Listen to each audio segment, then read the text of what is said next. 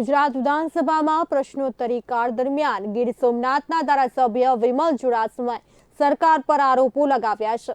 કોંગ્રેસનો આરોપ છે કે સરકાર ગરીબ બાળકોને શિક્ષણથી વંચિત કરી અને ખાનગી શાળાઓને પ્રોત્સાહિત કરવા તરફ વધુ ધ્યાન દઈ રહી છે। ગીર સોમનાથના વેરાવળ બંદર પર ચાલી રહેલા જેટીના કામકાજમાં વિશાખાપટ્ટનમની એક ખાનગી કંપની દ્વારા બેફામ ખનીજ ચોરી અને ઓવરલોડિંગ વાહનોની અવરજવર સરકારી એજન્સીની મીઠી નજર હેઠળ ચાલી રહી હોવાનો સણસણતો આક્ષેપ ગીર સોમનાથના ધારાસભ્ય વિમલ ચુડાસમાએ લગાવ્યો હતો। સરકારને રજૂઆત કરતા ધારાસભ્યએ કહ્યું કે આવા જ ખનીજ ચોરી કેસમાં 5,26,000નો દંડ કંપનીને ફટકાર્યો હતો અને ટન બંધ જથ્થો ગેરકાયદે જણાયો હતો। આ અંગેની વસૂલાત અને કડક કહી શકાય તેવી કોઈ કાર્યવાહી થતી નથી।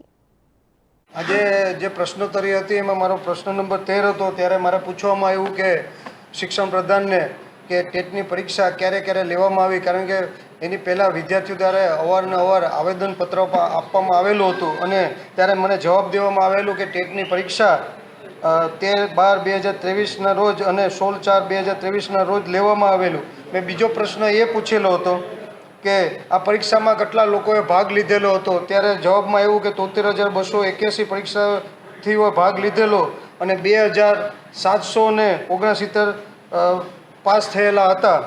ત્યારે ત્રીજા પ્રશ્નમાં પૂછવામાં આવ્યું કે આમાંથી કેટલા લોકોને નોકરી દેવામાં આવેલી, ત્યારે એમાં જવાબ આવ્યો કે શૂન્ય, હજી સુધી એક પણ શિક્ષકોને નોકરી દેવામાં નથી આવી। ત્યારે 13,000 કરતાં વધારે શિક્ષકોની જગ્યાઓ ખાલી છે। ટેટની પરીક્ષાની વાત કરતા હતા, આજે ટેટની પરીક્ષા પણ લેવાઈ ગઈ છે, ત્યારે પાસ પણ થઈ ગયા છે। પણ ખાસ કરીને એ જ તમને કહું છું કે શિક્ષણ પ્રધાન જે છે એ ખાસ કરીને ભરતી એટલે નહોતા કરતા કે એ ખાનગી શાળાઓને મદદ કરવા માગે છે, કારણ કે કોઈ પણ ગરીબ માણસ હોય કે કોઈ પણ વ્યક્તિ હોય જે પોતાનું બાળકને ભણાવતું હોય સરકારી શાળામાં અને ત્યાં એક જ શિક્ષક હોય એ તમામ વિષય ઉપર ભણાવતો હોય, તો આજે સામાન્ય ગરીબ માણસને પણ ખબર પડે કે એનું બાળક એ આગળ વધવાનું નથી અને એ કંઈ ભવિષ્યમાં એ આગળ કંઈ ભણી અને આગળ વધવાનું નથી। એટલે ખાસ કરીને બાળકને ભણાવવું હોય તો એને પ્રાઇવેટમાં જ મૂકવું પડે અને ખાસ કરીને જે શિક્ષણ પ્રધાન છે એ ખાસ કરીને એ પ્રાઇવેટ શાળાઓને વધારે મદદરૂપ થતા હોય એવું મને લાગે છે કે વેરાવળ જે બંદર ઉપર જે મારી નેવું સોમનાથ વિધાનસભા આવેલી છે તેમાં આરકેસી કંપની જેને જેટીનું કામ મંજૂર થયેલું છે, આ જેટીનું કામ જેને મંજૂર થયેલું છે એ કામ હાલમાં ચાલુ છે, પણ ત્યાં રો મટીરિયલ જે ખનીજનું આવે છે એ ખનીજનું જે રો મટીરિયલ છે એ અડધું જે આવે છે એ બિનકાયદેસર રીતે વધારે પૂરતું આવતું હોય, તો હું સરકારનું ધ્યાન દોરવા માગતો હતો। એના માટે મેં 2 મિનિટ ચર્ચા કરી।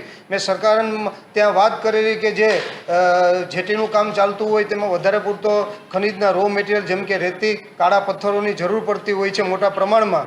જ્યારે જરૂર પડતી હોય છે ત્યારે હું પોતે પણ ત્યાં રૂબરૂ મુલાકાત જયેલો અને મને અવારનવાર પણ ફરિયાદ આવેલી કે ત્યાં મોટા પાયે રેતી અને કાળા પથ્થરની ચોરી થતી હોય છે।